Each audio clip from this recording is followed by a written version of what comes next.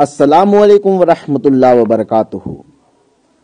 हमसे जुड़ने के लिए यूट्यूब पे अपना रज़वी यूट्यूब चैनल को सब्सक्राइब करें और नोटिफिकेशन बेल को क्लिक करना ना भूलें। खुदा हाफिज।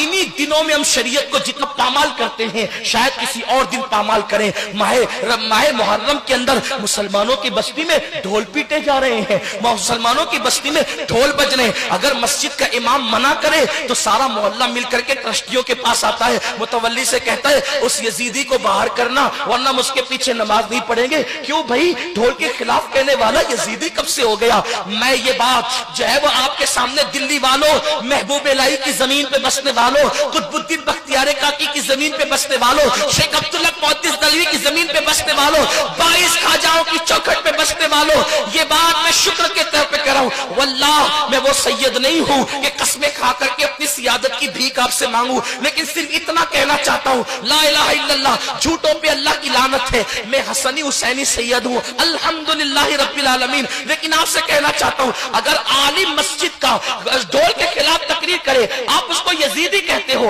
अगर हिम्मत है तो मुझे भी यजीदी कहना। मैं हसन और हुसैन की औलाद में हूं, अल्हम्दुलिल्लाह। लेकिन आपसे बस इतना कहना चाहता हूं, इतना पूछना चाहता हूं, आप ढोल बजाने को हुसैनियत तसव्वुर करते हैं, आपसे पूछना चाहता हूं, आखिर खैमे हुसैन में ढोल कब बजा था? जब अली अकबर की शहादत हो रही थी तब ढोल बजा था, अली असगर की शहादत हो रही थी तब ढोल बजा था, कासिम के लाश में घोड़े दौड़ाए जा रहे थे तब ढोल बजा था, बीबियों की चादरें छीनी गई थी तब ढोल बजा था। ढोल कब बजा था? जालिमों, जिनकी शादियों में ढोल नहीं बजे उनकी शहादतों पे ढोल कैसे बज सकते हैं? आप अपने आप को ढोल बजाने को हुसैनी तसव्वुर करते हो? ढोल तो दमिश्क में बज रहे थे, ढोल तो दमिश्क में बज रहे थे। और सुनो, अगर शहादत हुसैन पे ढोल बजाने का इतना ही शौक है तो फिर बजाना, खुशी से बजाना, लेकिन उससे पहले एक शर्त है, जब तेरे 18 साल के बेटे का जनाजा उठे उस वक्त ढोल बजाना, उसके बाद अली अकबर की शहादत पे ढोल बजाना। उस दिन तो तू ताली बजाना भूल जाता है जब तेरे बेटे का जनाजा उठता है, और हुसैन के शहजादे के जनाजे उठने के दिन तुम ढोल बजाते हो, मेले में मेले लगाते हो। तुम्हारे घर की बेटियां बेपर्दा मेले देखने के लिए जाती है। कहां वो सैयदा फातिमा का किरदार जिसके सर के दुपट्टे को कभी चांद और सूरज ने नहीं देखा? मेरे इमाम कहते हैं जिसका आंचल न देखा महर ने, उस रिदाए नज़ाहत पे लाखों सलाम। कहां वो बीबियों का किरदार, कहां वो बीबियों का किरदार जब बीबियों से दुपट्टे छीन लिए गए?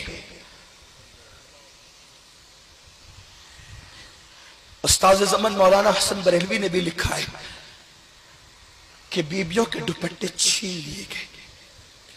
जिनके घर में जिब्रील इजाजत के बगैर नहीं आते थे उनके दुपट्टे छीन लिए गए।